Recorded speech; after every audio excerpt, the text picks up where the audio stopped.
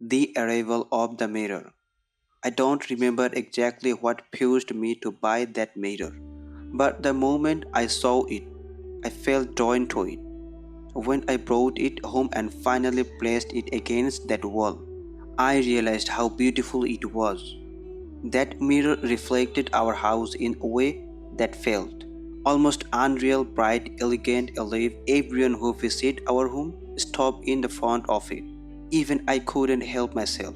Standing before that mirror slowly became a habit. I placed it on the way to my room. Every time I entered that house, I would put my wallet and case on the console beneath it. It became routine, automatic, without thought.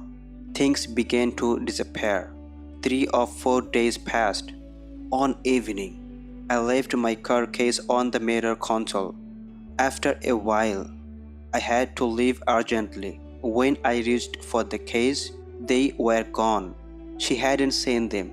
My son was at tutoring.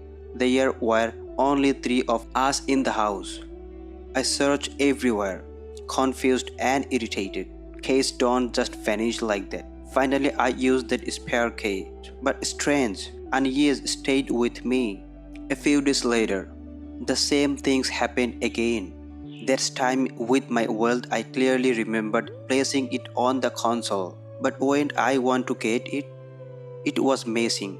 There wasn't much money inside, and I kept my cards elsewhere. Still, the question haunted me. Where were our things going? The sofa and the dream. Near the mirror console stood a small two-seater sofa. My wife often rested there, and in winter we kept a comfort on it. That evening she lay down on the sofa, wrapped in the comfort. While I read nearby a letter, she went out, leaving the comfort on the sofa. I locked the door and went to sleep. That night I had a terrifying dream. Behind the two-seater sofa, a fire had started. The flames grew rapidly, spreading like a storm.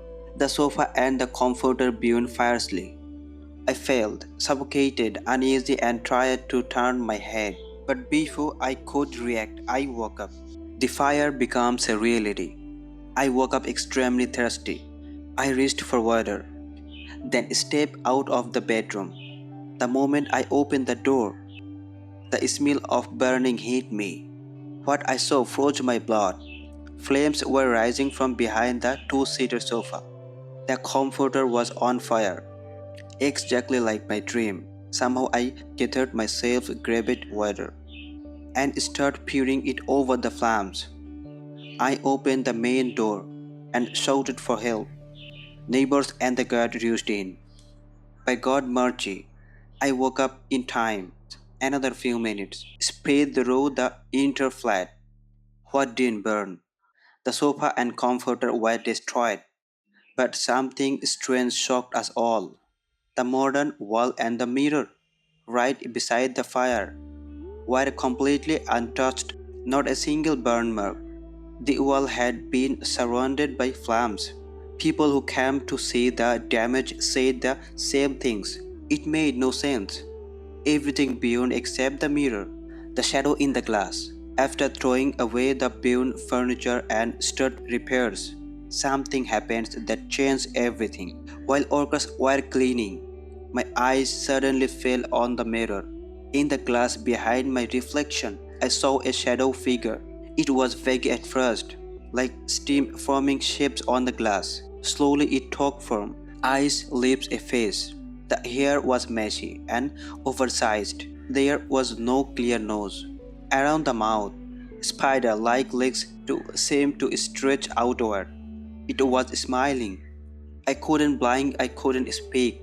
This was not a dream, not an illusion. I was awake and I saw it clearly. Workers moved around me, and where I forced myself, I stay calm. I don't tell my wife or my son. I didn't want to scare them, but inside I was breaking.